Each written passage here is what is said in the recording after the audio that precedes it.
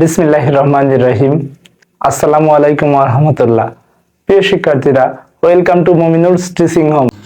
প্রিয় শিক্ষার্থীরা, তোমরা এই ভিডিওর টপিকস দেখেই বুঝতে পেরেছো এই ভিডিওটি দ্বারা আমরা বার্ষিক সামষ্টিক মূল্যায়ন 2024 নবম শ্রেণীর শিল্প ও সংস্কৃতি এই সাবজেক্টটির পরীক্ষার নমুনা প্রশ্ন এবং এই পরীক্ষা সংক্রান্ত কিছু কতিপয় বিষয় নিয়ে যে সমস্যাগুলোর সম্মুখীন হচ্ছে বার্ষিক পরীক্ষায় সেই বিষয় নিয়ে আমরা আলোচনা করব এই ভিডিওটিতে।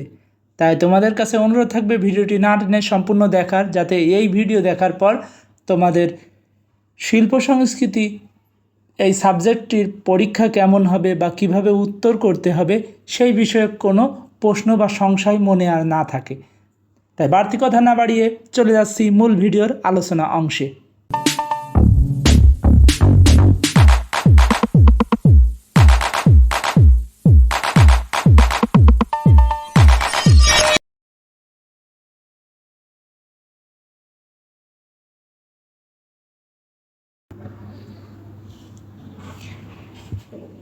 শুরুতে আমরা খেয়াল করলে দেখতে পাচ্ছি বার্ষিক সামষ্টিক মূল্যায়ন 2024 শিল্প সংস্কৃতি নবম শ্রেণী সাধারণ নির্দেশনা রয়েছে। এই সাধারণ নির্দেশনাটা তোমাদের শিক্ষকদের জন্য, শ্রেণী শিক্ষকদের জন্য কিভাবে পরীক্ষাটা নিবে তার একটা নমুনা বা তার একটা ভিত্তি এখানে বলা হয়েছে। বলা হচ্ছে মাধ্যমিক স্তরের 2024 শিক্ষাবর্ষের বার্ষিক পরীক্ষা সংক্রান্ত মূল্যায়ন নির্দেশনা। 2024 শিক্ষাবর্ষে ষষ্ঠ, সপ্তম, অষ্টম, নবম শ্রেণীর সামষ্টিক মূল্যায়ন পরীক্ষা জাতীয় শিক্ষাক্রম 2022-এর ভিত্তিতে লিখিত পরীক্ষা অনুষ্ঠিত হবে। অর্থাৎ 2022 সালের পরীক্ষার প্রশ্নের সাথে মিল রেখে এই পরীক্ষার প্রশ্নগুলো করা হচ্ছে। 1. মূল্যায়ন কার্যক্রম। শিক্ষণকালীন মূল্যায়ন এবং বার্ষিক সামষ্টিক মূল্যায়ন এই দুটি ভাগে অনুষ্ঠিত হবে। অর্থাৎ আমরা একটু পরেই দেখতে পাবো যে আমাদের 100% পরীক্ষার 30% হবে শিক্ষণকালীন মূল্যায়ন এবং 70% যেটা আমাদের লিখিত, অর্থাৎ 100 মার্কের যে লিখিত পরীক্ষাটা হচ্ছে তার 70% করে সামষ্টিক মূল্যায়ন করা হচ্ছে সবাইকে একসাথে নিয়ে। এই দুটি ভাগে ভাগ করা হচ্ছে পরীক্ষার পদ্ধতিটা। 2. মোট নম্বরের মধ্যে শিক্ষণকালীন মূল্যায়নের গুরুত্ব হবে 30% এবং বার্ষিক সামষ্টিক মূল্যায়নের গুরুত্ব হবে 70%, যেটা 1 নম্বর কথার ব্যাখ্যা হিসেবে বলা হল। 3 নম্বর, বার্ষিক মূল্যায়ন অনুষ্ঠিত হবে 100 নম্বরের লিখিত পরীক্ষার মাধ্যমে। অর্থাৎ বার্ষিক সামষ্টিক মূল্যায়নটা হবে এটা 100 নম্বরের মধ্যে দিয়ে, যদিও বা এখান থেকে পুরো মার্কটাকে 70% করা হবে। 100 নম্বরের লিখিত পরীক্ষার প্রাপ্ত নম্বর 70 নম্বরে রূপান্তর করে এবং শিক্ষণকালীন মূল্যায়নের বরাদ্দকৃত 30 নম্বরের মধ্যে প্রাপ্ত নম্বর একত্রিত করে মোট 100 নম্বরের ভিত্তিতে বিষয়ভিত্তিক ফলাফল নির্ধারণ করতে হবে। এটা প্রত্যেকটা সাবজেক্টে, শুধু আর্টস কালচার এই সাবজেক্টেই না, প্রত্যেকটা সাবজেক্টে। 4. ক নম্বর, বিষয়ভিত্তিক নির্দেশনাবলী উল্লেখিত নির্দেশনা মোতাবেক শিক্ষণকালীন মূল্যায়ন কার্যক্রম সংশ্লিষ্ট শিক্ষা প্রতিষ্ঠান এই শিক্ষা প্রতিষ্ঠানের বার্ষিক পরীক্ষা অনুষ্ঠিত হওয়ার পূর্বেই সম্পন্ন করতে হবে। অর্থাৎ আমরা যে 30% পরীক্ষাটা দিব শিক্ষণকালীন মূল্যায়ন, সেটা বার্ষিক পরীক্ষার পূর্বেই নেওয়া হবে।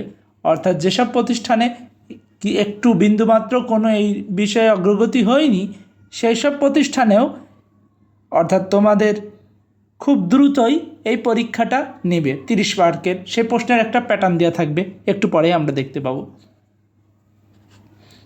4 খ, শিক্ষণকালীন মূল্যায়নের জন্য সংগৃহীত রেকর্ডসমূহের কপি যথাযথভাবে সংরক্ষণ করতে হবে। গ, শিক্ষণকালীন মূল্যায়ন পরিচালনার জন্য বিষয়ভিত্তিক নির্দেশনাসমূহ যথাযথভাবে অনুসরণ করতে হবে। অর্থাৎ এটা স্টুডেন্টদের বলা হচ্ছে না, এটা শিক্ষকদের বলা হচ্ছে। 5 নম্বর, নৈর্ব্যক্তিক সহ সকল বিষয়ে লিখিত পরীক্ষা গ্রহণের মোট সময় হবে 3 ঘন্টা। অর্থাৎ 3 ঘন্টার 10 মিনিট বেশিও না কমও না। 6, বিষয় শিক্ষকগণ নিজ নিজ বিদ্যালয়ের শিক্ষার্থীদের জন্য যথাযথ গোপনীয়তা রক্ষা করে শিক্ষা মন্ত্রণালয় প্রদত্ত নমুনা প্রশ্নের মতো নিজেরাই প্রশ্নপত্র তৈরি করে বার্ষিক পরীক্ষা গ্রহণ করবেন। অর্থাৎ তোমাদের শ্রেণী শিক্ষকের হাতে প্রশ্ন করার সর্বোচ্চ পাওয়ার তুলে দেওয়া হচ্ছে। কিন্তু এখানে একটা বিষয় তোমাদের লক্ষ্য রাখা উচিত, প্রশ্নের ধারাবাহিকতা অবশ্যই নমুনাপত্র অনুযায়ী হবে। অর্থাৎ নমুনা প্রশ্নে যেই ক্যাটাগরিতে আমাদের প্রশ্নগুলো করা হবে সেগুলোই বার্ষিক পরীক্ষায় হবে। এর বহির্ভূত শিক্ষক চাইলে সৃজনশীল প্রশ্ন বা দেখা যাচ্ছে তোমাদের ডান বাম নেই, নমুনা প্রশ্নে যদি না থাকে ডান বাম দিয়েছে, এমনগুলো শিক্ষক করতে পারবে না। আর করলে তার জন্য শিক্ষককে জবাবদিহিতা আওতায় আনা হবে। পরে বলা হচ্ছে 6 নম্বর বিষয় শিক্ষকগণ, যেটা বললাম 6 নম্বর পড়েছি। 7 নম্বর সংশ্লিষ্ট শিক্ষা প্রতিষ্ঠানের প্রধান শিক্ষকগণকে শ্রেণী বিষয়ক শিক্ষকের সাহায্যে যথাযথ গোপনীয়তা রক্ষা করে প্রশ্নপত্র প্রণয়ন এবং পরীক্ষা গ্রহণ সংক্রান্ত কার্যাদি সম্পন্ন করতে হবে। তোমাদের কাছে এগুলো বিষয় নতুন মনে হতে পারে, কিন্তু এই যে নতুন কারিকুলাম শিক্ষা ব্যবস্থার আগে যে সৃজনশীল ছিল, সৃজনশীলের পূর্বে এমন নিয়মই ফলো করা হতো, এভাবেই পরীক্ষাগুলো নেওয়া হতো। কিছু নতুন জিনিস হয়তো বা কয়েকটা সংযোজন হয়েছে, বাকি সব আমাদের ওল্ড কালচারের মতোই হচ্ছে। 8 লিখিত পরীক্ষার উত্তর লেখার জন্য পূর্বের ন্যায় বিদ্যালয় কর্তৃক প্রয়োজনীয় খাতা সরবরাহ করতে হবে। অর্থাৎ বিদ্যালয় থেকে তোমাদের খাতা দেবে, পার্সোনালভাবে খাতা নিয়ে যাওয়ার প্রয়োজন নেই। কিছু কিছু সরকারি প্রতিষ্ঠান যদি এমন করে, তার জন্য তার স্টুডেন্টরা প্রশ্ন করলে তার জবাবদিহিতা করতে হবে। পরবর্তীতে বলা হয়েছে মাদ্রাসা এবং কারিগরি শিক্ষার ধারার বিশেষায়িত বিষয়ের বার্ষিক পরীক্ষা পূর্বের ন্যায় অনুষ্ঠিত হবে।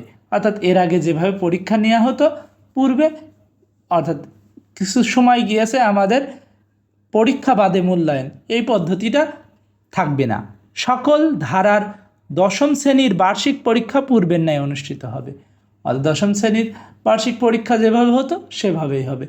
প্রিয় শিক্ষার্থীরা, কিছু প্রাইভেট প্রতিষ্ঠান আছে যেগুলোই এই নিয়মের বহির্ভূত অল্প কিছু পরিবর্তন আসতে পারে, কারণ এগুলোর নিয়ন্ত্রণ হয় কয়েকটি মানুষ দ্বারা, অর্থাৎ যারা এই প্রতিষ্ঠানটা নিয়ন্ত্রণ করে তাদের অনুযায়ী। কিন্তু মূল বিষয়ে পরীক্ষা সিস্টেমের এর কোনো পরিবর্তন আসবে না। এমন হতে পারে যে খাতাটা তাদের এক্সট্রাভাবে নিয়ে স্টুডেন্টদের দেওয়া লাগছে, এটা হতে পারে, কিন্তু তাই বলে পরীক্ষার প্রশ্নের ক্যাটাগরি এটাই ফলো করতে হবে। আমরা চলে যাচ্ছি এরপরে পরীক্ষার ক্যাটাগরির বিস্তারিত আলোচনায়। বিষয় সামষ্টিক মূল্যায়ন নির্দেশিকা 2024। বিষয় শিল্প সংস্কৃতি, শ্রেণী 9ম। আমরা বলেছিলাম আমাদের পুরো পাঠ্যক্রমটাকে, বার্ষিক পাঠ্যক্রমকে 2টি ভাগে ভাগ করা হচ্ছে। একটা শিক্ষণকালীন মূল্যায়ন যেটা 30% এবং 70% যেটা সামষ্টিক মূল্যায়ন। ক নম্বরে বলা হয়েছে বার্ষিক পরীক্ষার পাঠ্যক্রম, অর্থাৎ বইয়ের কোন কোন অধ্যায়গুলোর থেকে এই সামষ্টিক মূল্যায়নটা করা হবে তার একটা নমুনা এখানে দেওয়া হয়েছে। অর্থাৎ 2টা অধ্যায় দিয়েছে, তোমাদের বই খুললেই তোমরা পেয়ে যাবে। অভিজ্ঞতার নাম, জানার মাঝে অজানার করেছি সন্ধান। অভিজ্ঞতা 2-এর নাম, পৃথিবী অবাক তাকিয়ে রয়। তৃতীয় সংশ্লিষ্ট অভিজ্ঞতার বিষয়বস্তু, অর্থাৎ 1 আর 2-এর পুরো বিষয়টা তোমাকে গভীরভাবে পড়তে হবে। ব্যবহারিক অংশ রয়েছে এগুলো 2টার। 1 নম্বরে ব্যবহারিক, যে কোনো ঋতুর ছবির নকশা, অর্থাৎ আমাদের 6টা ঋতু আছে। আমাদের দেশের 6টি ঋতু, 6টি ঋতুর গড়া এদেশ, রূপের নাইকো শেষ। এখন এই 6টি ঋতুর সম্পর্কে তোমাদের জানতে হবে, এবং এই ঋতুর বিশেষ বিশেষ কিছু চিত্র থাকে, যেমন বর্ষাকালে হয় বৃষ্টিপাত, শীতকালে শীত পড়ে, শীতের প্রকোপ চলে, বর্ষাকালের আবার শীতকালের মতো গ্রীষ্মকালে প্রখর রোদ পড়ে, শরৎকালের আবহাওয়া দিয়ে কাশফুলের দিয়ে ছবি হতে পারে, বসন্তকালে ফুলে ফুলে ভরা সাম্রাজ্য, যেন মনে হয় কি বসন্ত রাজের আগমন ঘটেছে, ডালে ডালে পাখি বসে, এমন ছবি থাকতে পারে। এরপরে বলা হয়েছে 2 নম্বরে মুক্তিযোদ্ধার ছবি অঙ্কন। মুক্তিযোদ্ধার ছবি অঙ্কন বলতে যুদ্ধ হচ্ছে এমন পরিস্থিতির কিছু ছবি পাওয়া যায়। এই ছবিগুলো তোমাদের যেহেতু নির্দিষ্ট করে দেওয়া হচ্ছে না, মুক্তিযুদ্ধের অঙ্কন বলা হচ্ছে, তোমরা গুগলে সার্চ দিলে এই বিষয়ক অনেক ছবি পেয়ে যাবে। পরে বলা হচ্ছে নৃত্য গান, মানে নাচের বিষয়টা থাকবে, গান বিষয়টা থাকবে, আবৃত্তি বিষয় থাকবে এবং অভিনয় বিষয় থাকবে। এগুলোর বিকল্প অপশানও থাকবে। একজন ধরো নাচ পারে না, তাকে জোর করে নাচানো হবে এমন বিষয় নয়, সে আবৃত্তি করবে, কিন্তু আবৃত্তিতে যতটুকু মার্ক হবে বিশ্লেষণমূলকভাবে, ওই নাচেও সেটুকু মার্কই যুক্ত থাকবে। এমন আলাদা আলাদা বিষয়ে প্রত্যেকটি স্টুডেন্ট পার্টিসিপেট করতে পারে, কিন্তু কাউকে কোনো বিষয়ে জোর করা হবে না। কিন্তু কেউ যদি কোনো একটা বিষয়েও অংশগ্রহণ না করে তাকে নাম্বার দেওয়া হবে না। এটা আমরা সবাই বুঝতে পারছি আশা করি। পরবর্তীতে আমরা চলে যাব মূল্যায়ন কাঠামোটা কী, যে কথাটা পূর্বেও বললাম, এটা নিয়ে বেশি বকা লাগবে না, কারণ তোমরা বুঝতে পারছো শিক্ষণকালীন, যেটা তোমাদের ক্লাস চলাকালীন 30% এবং সামষ্টিক 70%, যেটা 100 মার্কের পরীক্ষা হবে। গ, প্রশ্নের ধারা ও মানবন্টন শিক্ষণকালীন মূল্যায়ন। তোমরা একটা স্ক্রিনশট দিয়ে নিতে পারো, 10 এবং 10 মার্কের আকারে সাজানো আছে। শ্রেণীর কিছু কাজ দেবে, দলগত কাজ দেবে, এই বিষয়ে অ্যাসাইনমেন্ট থাকতে পারে। শিক্ষক গ্রুপ ওয়ার্ক দিয়ে সবার কাছে প্রশ্ন তো করে না, এক একটা গ্রুপ থেকে উপস্থাপন করতে দিতে পারে যে তোমরা এই কাজটা উপস্থাপন করো। এটা তোমাদের শ্রেণী শিক্ষক প্রতিষ্ঠান ভিত্তিক নানান মত, কারণ এক একজন শিক্ষক এক এক বিষয়ে দক্ষ, স্টুডেন্টরাও এক এক রকম বিষয়ে দক্ষ। এই তোমাদের চিন্তাশৈলীর ওপরে সুন্দরভাবে তৈরি হবে এই শিক্ষণকালীন মূল্যায়ন বিষয়টা। এটা তোমাদের শ্রেণী শিক্ষকের সাথে সমন্বয় করে নিতে পারবে। এখানে একটু সার কাট করতে পারবে প্রশ্নে, চাইলে তোমরা তোমাদের শিক্ষকের সাথে তোমাদের বিহেভ এবং আচরণের ওপর ডিপেন্ড করবে এই পরীক্ষাটা কেমন হবে এবং এ পরীক্ষার মার্ক তোমরা কেমন পাবে। পরবর্তীতে সামষ্টিক মূল্যায়ন বিষয়টায় আমরা যাব, যেটা প্রত্যেকটা প্রতিষ্ঠানের জন্য সেম সামষ্টিক মূল্যায়ন। এখানে প্রশ্নের পুরো প্যাটার্নটাই তুলে ধরার চেষ্টা করা হয়েছে। সামষ্টিক মূল্যায়ন অভিক্ষার ধরন লিখিত, পূর্ণ নম্বর 100। আমরা দেখতে পাচ্ছি মোট নাম্বার 100 দেওয়া আছে, সময় দেওয়া আছে 3 ঘন্টা।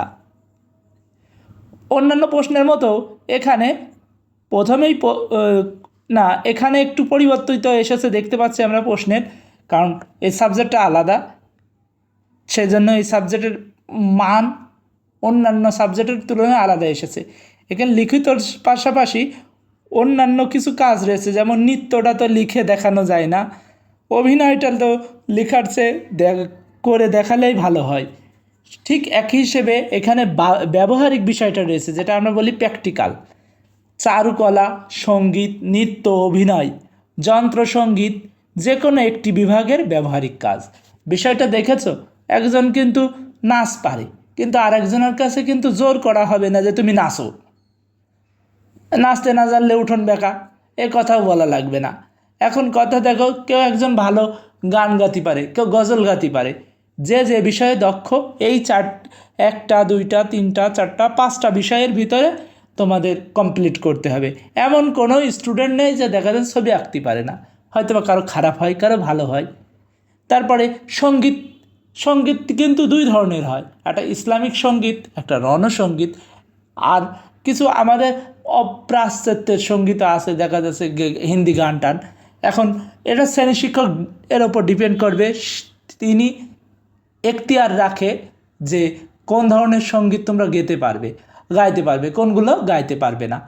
পরবর্তীতে বলা হয়েছে নৃত্য। নৃত্য বিষয়টা এখানে জানার বিষয় আছে তোমরা জানো, অনেকে বলে ব্রেক ড্যান্স দেয়, অনেকে দেখা যাচ্ছে যে বাংলা নৃত্য করে, এমন নৃত্যে অনেক ভাগ আছে। যেহেতু এই বিষয়ে চর্চা কম, তাই এই বিষয়ে তোমাদেরকে বেশি জানাতে পারছি না। তবে এটা বলতে পারি, চাইলে নৃত্য অপশানটা তোমরা অফও রাখতে পারো, অনও রাখতে পারো। যারা ভালো নাচতে পারো তারাই এই বিষয়টাই নাম দিও, তা না হলে নাম্বার কম পাবে। অভিনয় বিষয়টার সাথে আমরা কম বেশি অনেকেই জড়িত বা দেখি, প্রতিনিয়তই আমরা আমাদের জীবনেও অভিনয় করে যাচ্ছি। অভিনয় বিষয়টা তোমরা যদি নাম দাও তাহলে চেষ্টা করবে বাস্তবতার সাথে মিল রেখে অভিনয়টা করার। যত রিয়েলিটি ফেস হবে তোমার অভিনয়টার ভিতরে, স্যার নাম্বারের পরিমাণটা তত বেশি দেবে। তাই বলে এমন ভেবো না যে ওখানে 20 মার্ক আছে তোমার স্যার 40 দিয়ে দেবে, এই সুযোগটা নেই। যন্ত্র সঙ্গীত, যেগুলো আমরা জানি বাদ্যযন্ত্র ব্যবহার করে যে ধরনের গান বা অনুষ্ঠান, বা আমরা জানি অনেক সময় কাওয়ালি গাওয়া হয়, এই ধরনের সঙ্গীত এখানে অ্যাড হতে পারে। এইসব বিভাগগুলোর মধ্যে একটি, যে কোনো একটি করতেই হবে ব্যবহারিক কাজ। এরপরে কেউ চাইলেও দুইটায় অংশগ্রহণ করতে পারবে না, একটাই অংশগ্রহণ করবে, কারণ তোমাদের স্যার দুইটার থেকে নিতে গেলে স্যারের জন্য ডিফিকাল্ট হবে, কারণ অনেকগুলো স্টুডেন্ট থাকে। এরপরে আমরা 2 নম্বরে দেখছি বন্ধু খাতা রয়েছে, যেখানে 15 মার্ক থাকবে। এই বিষয়টাই তোমাদের স্যার আরও বিস্তারিত বলবে তোমাদের বিষয়ে। এখানে কিছু কাজ দেওয়া থাকবে, সেই কাজগুলো তোমাদের প্রেজেন্ট করতে হবে। তৃতীয় অংশ, এটা হচ্ছে গিয়ে লেখালেখির বিষয়। এইবার লেখালেখির বিষয়ে তোমাদের 15 মার্ক থাকবে, যেটাই 1 মার্ক করে 15 মার্ক থাকবে। 15টা প্রশ্ন উত্তর তোমরা সঠিক দিতে পারলে 15 পাবে। এগুলো অতি সংক্ষিপ্ত উত্তরের প্রশ্ন, তার মানে এক কথায় প্রকাশ, যেটা আমরা বলি। সংক্ষিপ্ত উত্তরের প্রশ্ন থাকবে 4টি, প্রত্যেকটাই 5 করে মার্ক। এই সংক্ষিপ্ত প্রশ্ন কিন্তু একেবারে সংক্ষিপ্ত লিখবা না, কারণ 5 মার্ক।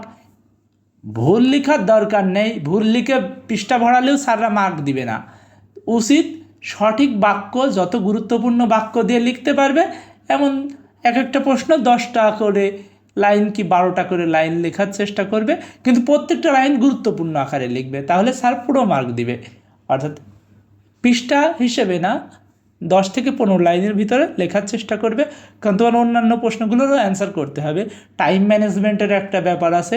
কিন্তু প্রিয় শিক্ষার্থীরা, তোমরা একটা বিষয় খেয়াল করো, যদি প্রত্যেকটা প্রশ্নে গুরুত্বপূর্ণ লাইন ব্যবহার করো, তাহলে স্যার তোমাকে সহজেই মার্ক দিবে। কিন্তু মন গড়া কথা না, সঠিক কথাটা লেখার চেষ্টা করবে। সেই জন্য ওই ওপরের যে 2টা অধ্যায় আমরা বললাম, সেই 2টা অধ্যায় তোমরা একটু ভালো করে পড়বে, মনোযোগ সহকারে পড়বে। ছবি দেখে লেখো, এখানে থাকবে 10 মার্ক। তোমাদের একটা ক্যালোগ্রাফি বা ছবি দেওয়া থাকবে, সেই ছবিটার বর্ণনা লিখতে হবে বিস্তারিতভাবে, এখানে 10 মার্ক। আমি রিকমেন্ড করব, যদি পৃষ্ঠা হিসেবে লেখো, এটা 5 থেকে 10 পৃষ্ঠা লেখার চেষ্টা করবে, তাহলে 10 মার্ক দিবে। এবং প্রত্যেকটি ওয়ার্ড বা প্রত্যেকটি সেন্টেন্স তোমরা চেষ্টা করবে ভালোভাবে দেওয়ার, যেন অযথা কথা মনে না হয়, ওই বিষয় সম্পর্কিতই হয়। 10টা পৃষ্ঠা তোমরা 20 মিনিটে লিখতে পারবে যদি দ্রুত লিখতে পারো। আর যারা লেখায় একটু স্লো, তারা 5-6 পৃষ্ঠা লিখবে এই প্রশ্নটা। কারণ ছবি দেখে বর্ণনা কিন্তু অনেক দেওয়া যায়, একটা ছবির ভিতরে অনেক কিছু থাকে।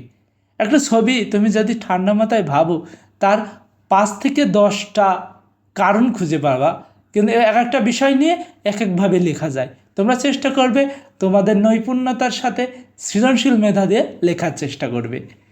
এরপরে বলা হচ্ছে ছবি দেখে লেখো, এটা আমরা পড়েছি।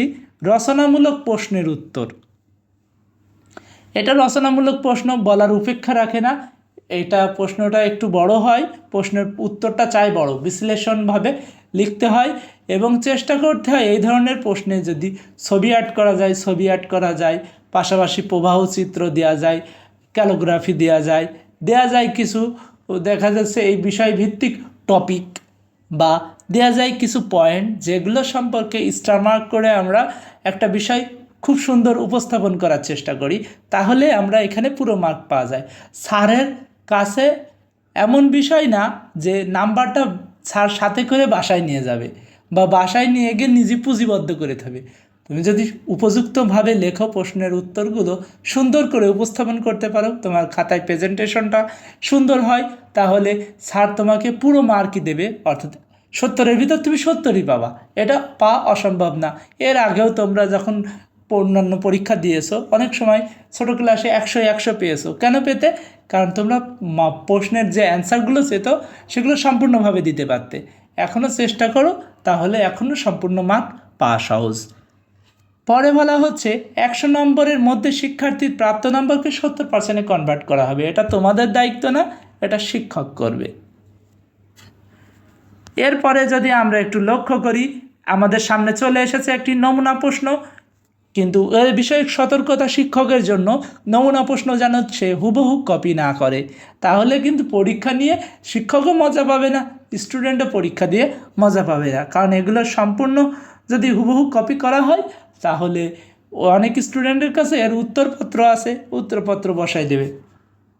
অর্থাৎ প্রত্যেকটি প্রশ্নই একটু মানানসই এবং কি হতে হয়, প্রত্যেকের জন্যই আগ্রহী, বা এখন আমি যদি আরও সহজ শব্দ ব্যবহার করতে চাই, প্রশ্ন জেনে যাওয়ার পরে কেউ যদি পরীক্ষা দেয় তার চেয়ে এই ভালো হয় প্রশ্নের প্রক্রিয়া বা ধরন জেনে নিজেরা যাবৎ পর্যন্ত পুরো বছর যা পড়েছে তার ভিতরেই যদি প্রশ্ন আসে, কিছু এমন হতে পারে মনে আসছে সরাসরি খুব সুন্দরভাবে উত্তর লিখবে, কিছু জটিলতা ফেস করবে, যে কিছু স্টুডেন্ট এসে নিয়মিত পড়াশুনো করে তারা আরও ভালো ফলাফল করবে। এই ধরনের প্রশ্নগুলো কি হয়, মানসম্মত হয়, মানের দিকে অবশ্যই খেয়াল রাখতে হয়। এই জন্য নমুনা প্রশ্ন হুবহু কপি করা উচিত হবে না। বলা হচ্ছে বার্ষিক পরীক্ষা 2024, এর ওপরে একটা লাইন থাকতে পারে তোমাদের প্রতিষ্ঠানের নাম, নিজ নিজ প্রতিষ্ঠানের নাম, শিল্প ও সংস্কৃতি সাবজেক্টের নাম, নবম শ্রেণীর নমুনা প্রশ্নপত্র, সময় 3 ঘন্টা, পূর্ণমান 100, এই দুটো লেখা দুই পাশে সরে যাবে। ডান পাশে প্রশ্নের জন্য নির্ধারিত নম্বর উল্লেখ করা আছে, যেটা আমরা দেখতে পাচ্ছি। তাত্ত্বিক অংশ ক বিভাগ, অর্থাৎ তোমাদের 65 মার্কের পরীক্ষা হবে এখানে। আর কিছু তোমাদের আবৃত্তি, নাচ, গান, সঙ্গীতে বাকি 45 মার্ক আছে। অতি সংক্ষিপ্ত প্রশ্ন, অতি সংক্ষিপ্ত প্রশ্ন, এক কথায় উত্তর এক কথাটা দিতে পারতো, একই কথা, অতি সংক্ষিপ্ত প্রশ্ন। ক নম্বর, সরকারি চারুকলা ইনস্টিটিউটের বর্তমান নাম কি? এটার উত্তর হচ্ছে চারুকলা অনুষদ। ক নম্বরের উত্তর কি বললাম? চারুকলা অনুষদ। খ নম্বরে বলা হচ্ছে শহীদ মিনারের নকশা প্রণয়নকারী 2 জন শিল্পীর মধ্যে নারী শিল্পীর নাম কি? মানে একজন পুরুষ শিল্পী এবং একজন নারী শিল্পী ছিল, ভাস্কর নভেরা আহমেদ। এবং গ নম্বরে বলা হচ্ছে ছায়ানট কোন ধরনের প্রতিষ্ঠান? ছায়ানট একটি সামাজিক ও সাংস্কৃতিক প্রতিষ্ঠান। ঘ নম্বরে বলা হয়েছে মস্তক চলন কি? ঘ নম্বরের উত্তর অঙ্গগত অভিনয়ের সময় মস্তক সঞ্চালনের মাধ্যমে অভিব্যক্তি প্রকাশ করাকে মস্তক চলন বলে। অর্থাৎ মাথা নেড়ে কথা না বলে ইঙ্গিতের মাধ্যমে যে ধরনের অভিনয় করা হয়। অঙ্গ নম্বরে বলা হয়েছে দাম দিয়ে কিনেছি বাংলা গানটির গীতকার ও সুরকারের নাম কে? এনার নাম হচ্ছে আব্দুল লতিফ। ছ নম্বরে বলা হয়েছে ছবিতে বিভিন্ন উপাদানের সুশৃঙ্খল উপস্থাপনকে ছবির ভাষায় কি বলে? এটা বলা হয় ঐক্য। অর্থাৎ ছ নম্বরের উত্তর হবে ঐক্য। প্রবাসী সরকারের আর্ট ও ডিজাইন বিভাগের প্রধান কে ছিলেন? এনার নাম হচ্ছে কামরুল হাসান। বর্গ জ নম্বরে বলা হচ্ছে গ স্বরের কোমল রূপ লেখো। গ স্বরের কোমল রূপ হলো বর্গের জ ইঙ্গ, যেটা আমরা বিজ্ঞান বানান, জ্ঞানী বানান বা বিজ্ঞ বানান এই ধরনের শব্দ ব্যবহার করি। ঝ নম্বরে বলা হচ্ছে লিথোগ্রাফ কি? গ্রাফ শব্দের অর্থ চিত্র, আমরা জানি। লিথোগ্রাফ শব্দের অর্থ হলো এক ধরনের ছাপচিত্র। ইঙ্গ নম্বরে আমাদের বলা হয়েছে 1971 সালে অবরুদ্ধ অবস্থায় শিল্পাচার্য জয়নুল আবেদিনের আঁকা চিত্রকর্মটির নাম। 1971 সালে মুক্তিযোদ্ধা বিষয়ক চিত্র আঁকাই ছিল, এটা মুক্তিযুদ্ধর বিষয়ে অবশ্যই হবে, অর্থাৎ মুক্তিযোদ্ধা। এরপরে বলা হয়েছে ট নম্বর শরণার্থী তেলচিত্রটি কার লেখা? তেলচিত্রটি দেখে অজানে অবাক হবা যে একটা ছবি তেলের মাধ্যমে আঁকা হয়, অর্থাৎ এখানে যে ছবি আঁকার মূল উপকরণটা তেল দ্বারা তৈরি করা হয়। তো এই ধারাও ছবি আঁকা যায়। এই ছবিগুলো অনেক সুন্দর হয় এবং প্রাণবন্ত হয়। মানুষের ছবি টবি বা প্রাণীর ছবি আঁকানোর জন্য অনেক সুন্দর। প্রথম পেন্সিল আর্ট করা হয়, তারপর সেটা মার্ক করা হয়, তেল তেল ব্যবহার করা হয় বা তৈলাক্ত জিনিস ব্যবহার করা হয়। শরণার্থী তেলচিত্রটি কার আঁকা? ট নম্বরের উত্তর হবে শিল্পী শফিউদ্দীন আহমেদ। পরে বলা হয়েছে দুর্গম গিরিকান্তর মরুদুস্তর পারাবার হে, লণ্ঠিতে হবে যাত্রা নীতি নিশীতে যাত্রীরা হুঁশিয়ার। গানটির গীতকার ও সুরকারের নাম লেখো। আমাদের বিদ্রোহী কবি, আমাদের অনেকেরই পছন্দের কবি, বলা যায় আমাদের দেশের প্রায় 92% লোক পছন্দ করে সেই কবি আমাদের বিদ্রোহী কবি, জাতীয় কবি কাজী নজরুল ইসলামের লেখা। ড নম্বরে বলা হচ্ছে বাংলাদেশের আধুনিক ছাপচিত্রের জনক কাকে বলা হয়, অর্থাৎ লিথোগ্রাফের, আধুনিক লিথোগ্রাফের জনককে? ড নম্বরের উত্তর হচ্ছে শিল্পী শফিউদ্দীন আহমেদ। এনার নাম আমরা ট নম্বরেও পড়েছিলাম।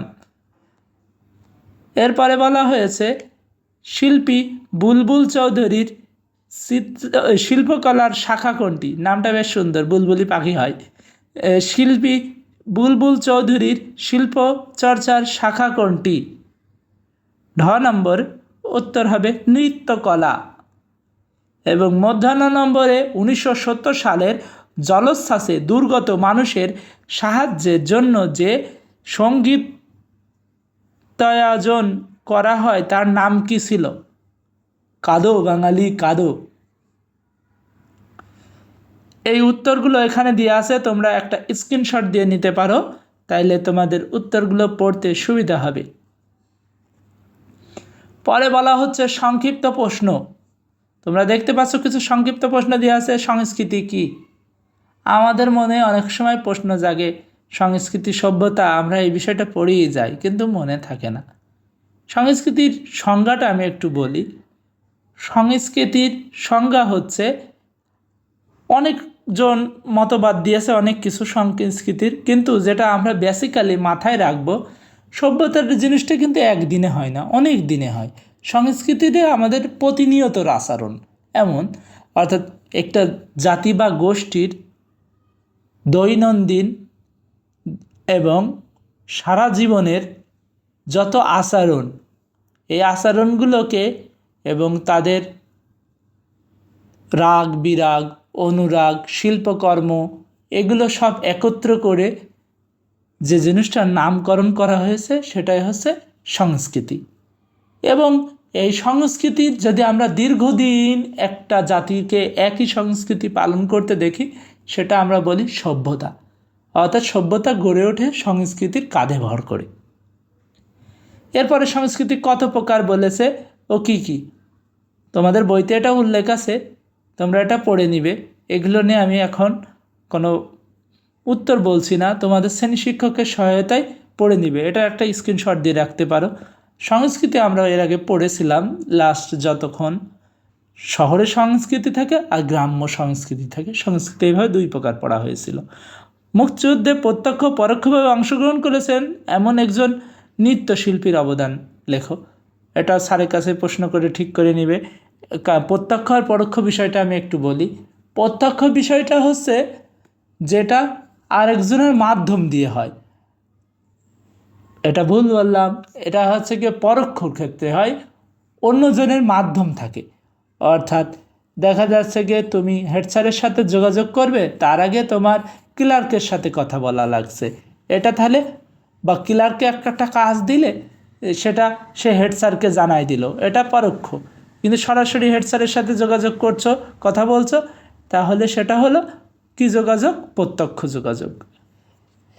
ছবি আঁকার নিয়ম নীতি বৈচিত্র্য সম্পর্কে লেখো। এটা তোমরা দুটো অধ্যায় পড়লেই সব উত্তরগুলো পেয়ে যাবে, যে দুটো অধ্যায় আমরা ভিডিও শুরুর দিকে বলেছি। ভাষা আন্দোলনকে কেন্দ্র করে সেই সময়ে রচিত গানগুলি সম্পর্কে লেখো।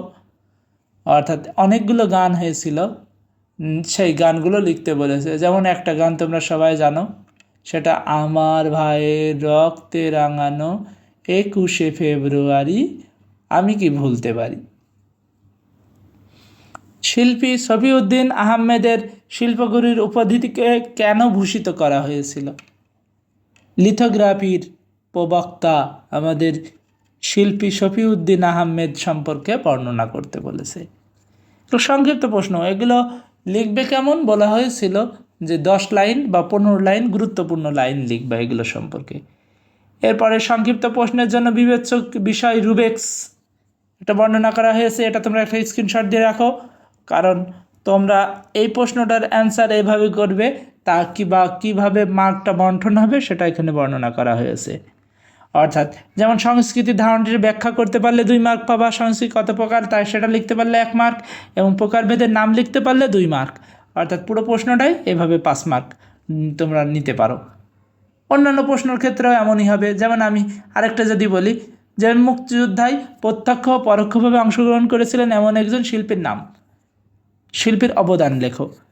এখন নৃত্যশিল্পীর অবদান, তার মানে আমরা এখান থেকে 2টা কথা আগে উল্লেখ করব। প্রত্যক্ষ ও পরোক্ষভাবে অংশগ্রহণ বলতে কি বোঝায় এটা আমরা একটু বর্ণনা করব। তারপর একজন নৃত্যশিল্পীর নাম বর্ণনা করব। প্রত্যক্ষ পরোক্ষের জন্য আমাদের 2 মার্ক দিবে, নাম বর্ণনার জন্য আমাদের 1 মার্ক দেবে, এবং শিল্পীর অবদান সম্পর্কে 2-3টা লাইন বলবো, তার জন্য আমাদের আরও 2 মার্ক দেবে। অর্থাৎ এইভাবে আমরা 5 মার্ক আউট করতে পারি। ছবি আঁকার নিয়ম নীতি ব্যাখ্যা বৈচিত্র্য সম্পর্কে লেখো বলেছে।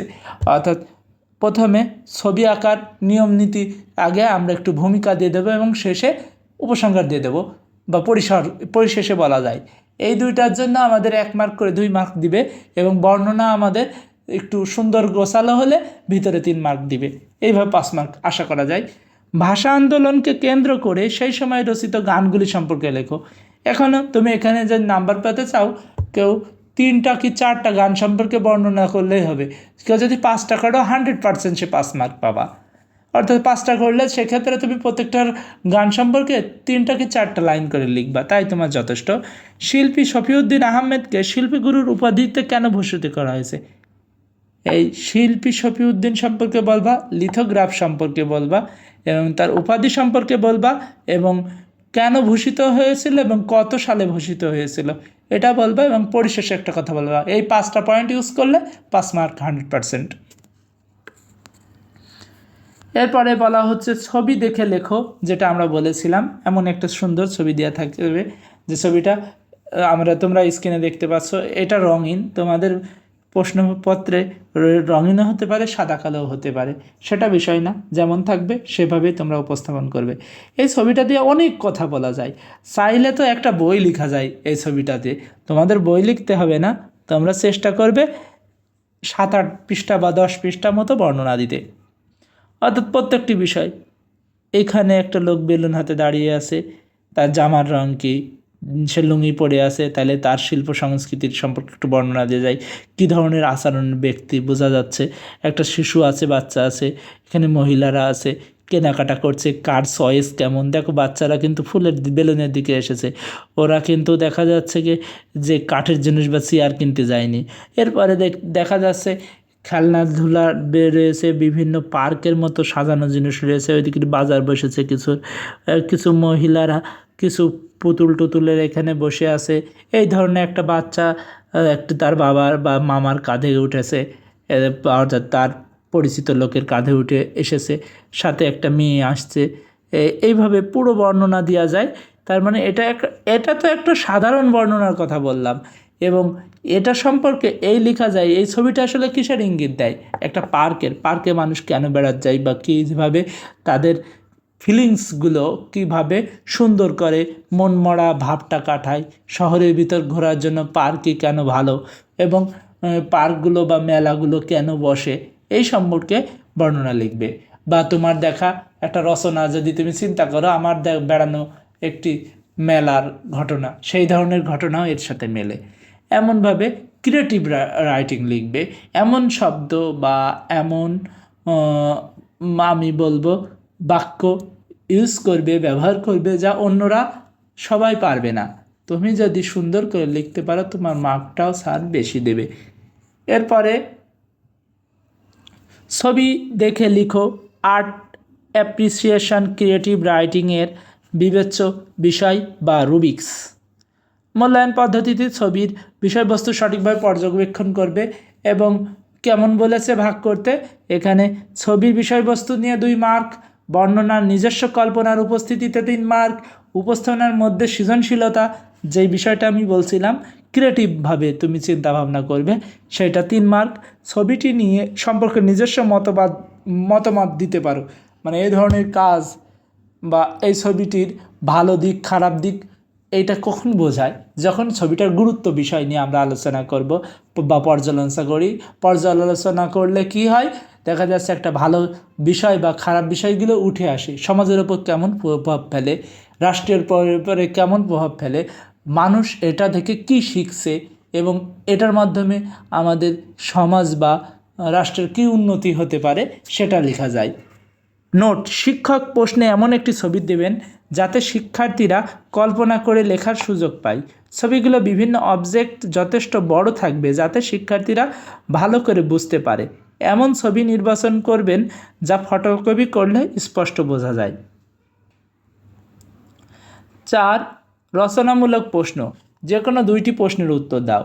ক নম্বর: তোমার অভিজ্ঞতার আলোকে গ্রামীণ, নগর ও ক্ষুদ্র নৃগোষ্ঠীর ঘর বাড়ি পোশাকের ধরনের তুলনামূলক আলোচনা করো। খ. কনসার্ট ফর বাংলাদেশ কীভাবে বাংলাদেশের মুক্তিযোদ্ধার ভূমিকা রেখেছিল লিখো। গ. মস্তক চলন কি, মস্তক চলনের শ্রেণীবিভাগ আলোচনা করো। ঘ. জিয়া হায়দার কে ছিলেন বাংলাদেশের নাট্যচর্চায়, তিনি কি কি ভূমিকা রেখেছিলেন সেগুলো লেখো। এগুলো তোমাদের পঠিত অধ্যায়ের ভিতরেই আছে, সেগুলোতে পড়লেই তোমরা উত্তর দিতে পারবে। রচনামূলক প্রশ্নের জন্য বিবেচ্য বিষয় বা রুবিক্স মানে কী ধরনের কায়দায় এর মার্কটি করা হবে সেটা লিখেছিল। লেখা হচ্ছে নমুনা প্রশ্ন: খ. কনসার্ট ফর বাংলাদেশ কীভাবে মুক্তিযোদ্ধার ভূমিকা রেখেছিল, এই বিষয়টির ইঙ্গিত রেখে বলা হচ্ছে। কনসার্ট ফর বাংলাদেশ কি তা লিখলে 3 মার্ক, উদ্যোক্তার নাম লিখতে পারলে 2 মার্ক, কনসার্টের আয়োজন প্রক্রিয়ার বর্ণনা করলে 3 মার্ক, সঙ্গীত ও অর্থ প্রদান সম্পর্কিত বর্ণনা দিলে 2 মার্ক। অর্থাৎ এটা কিন্তু কনসার্ট ফর বাংলাদেশে মুজিবের আমলের ঘটনা, মানে বাংলাদেশের স্বাধীনতার পেছনে অনেক বড় ভূমিকা রেখেছিল, এটার অনেক বড় বর্ণনা আছে। পশ্চিমবাংলা নিয়েও বর্ণনা আছে, কত টাকা উঠেছিল তাও নিয়ে বর্ণনা আছে। তোমরা যদি এটা সুন্দর করে উপস্থাপন করতে পারো তাহলে পুরো মার্ক পেয়ে যাবে। ব্যবহারিক অংশ মোট নাম্বার 35। বন্ধুখাতা প্রদর্শন, যেটা তোমাদের স্যার কাজ দেবে সেই কাজটা করে এনে দেখাতে হবে। যেখানে একটি কাজ কার্যক্রম করে দেখাও। বাংলাদেশের ঋতুভিত্তিক গ্রাম সংস্কৃতি শহরের রূপকে ইচ্ছে মতো একে রং করবে, অথবা লোকগান, লোকনৃত্য, লোকনাট্য অভিনয় করবে, অর্থাৎ এটা অপশনাল।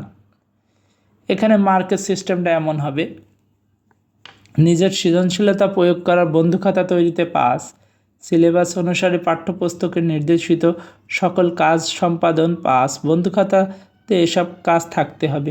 অধিকতর অনুশীলন পাস, অর্থাৎ অনেক সুন্দরভাবে বর্ণনা করতে পারলে সেখানে পাস, বন্ধুখাতায় এসব কাজ থাকতে হবে।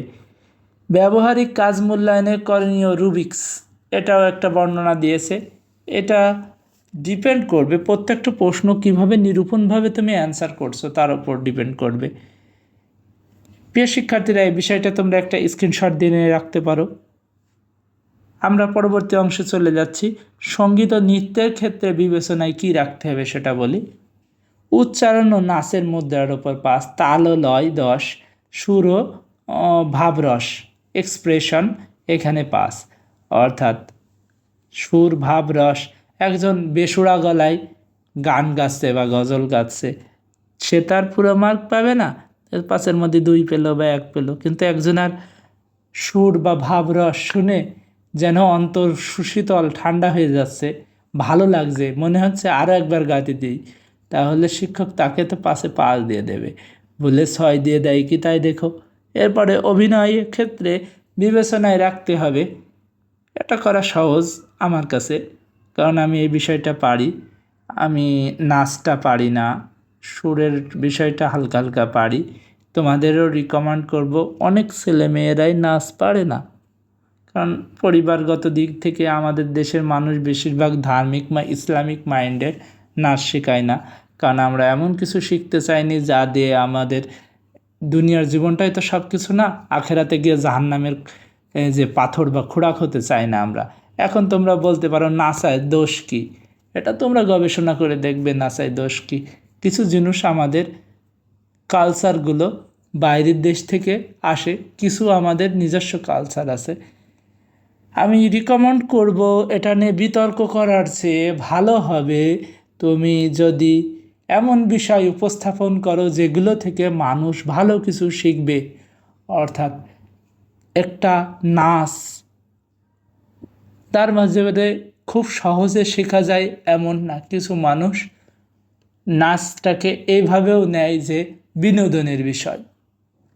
তুমি যদি একটা শিক্ষামূলক অভিনয় করো বা একটা শিক্ষামূলক সঙ্গীত বা আবৃত্তি করো, সেটাই মানুষ আরও ইজিলি বুঝতে পারে। আর নাচটা সবাই পারে না, এটাও সত্যি কথা।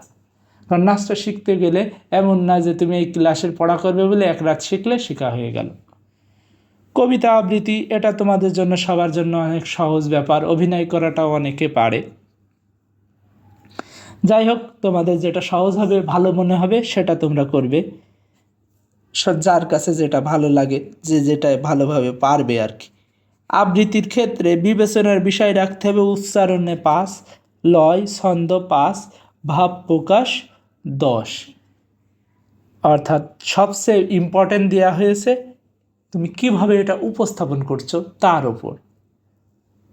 প্রিয় শিক্ষার্থীরা, এখানে স্যার কোনো উল্লেখ করে দেবে এমন কোনো কবিতা থাকবে না, তাই আমি তোমাদের কাছে রিকমেন্ড করব যে খুব সহজ একটা কবিতা এবং ভালো লাগে সবার এমন একটা কবিতা আবৃত্তি করার চেষ্টা করবে।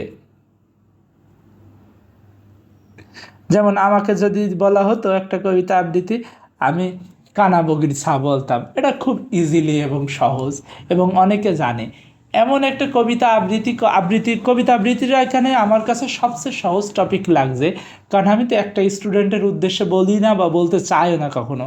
আমার ইচ্ছা থাকে যে এই ভিডিওটি দ্বারা বেশি স্টুডেন্টের উপকার হোক। শোনো, অনেকেই ওপরের বিষয়গুলো পারো না, তারা চেষ্টা করবে যখন আবৃত্তি করবে, আবৃত্তির ক্ষেত্রে সবাইকে সম্বোধন দিয়ে এমনভাবে বলবে যে আমি একটি কবিতা আবৃত্তি করতে চাচ্ছি, যে কবিতার নাম হচ্ছে,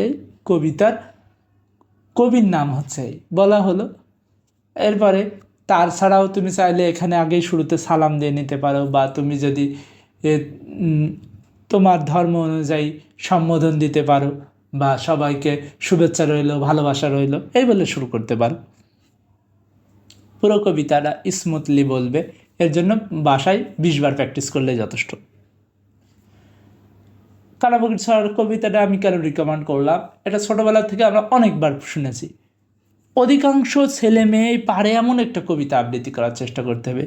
ঘটনাক্রমে এমন যদি হয়ে যায় তোমার শিক্ষকও ওই কবিতাটা পছন্দ করে, তাহলে তোমাকে কিন্তু স্যার মার্ক দিতে এমনিই চাবে, তোমার যদি কবিতা একটু খারাপও হয়। কিন্তু তুমি এমন একটা কবিতা আবৃত্তি করছো যেটা তোমার উচ্চারণেও সমস্যা হচ্ছে, সে ধরনের কবিতা দিয়ে বেশি একটা ভালো মার্ক তুমি আদায় করতে পারবে না। প্রিয় শিক্ষার্থীরা, এই ভিডিওর আলোচনা এতটুকুই ছিল। জানি না সবাই এই ভিডিওটা দেখছো কিনা, কিন্তু যারা দেখছো তাদের জন্য দোয়া রইল মন থেকে। ভালো থাকো, সুস্থ থাকো, দেখা হবে পরবর্তী নতুন কোনো এক ভিডিওয়।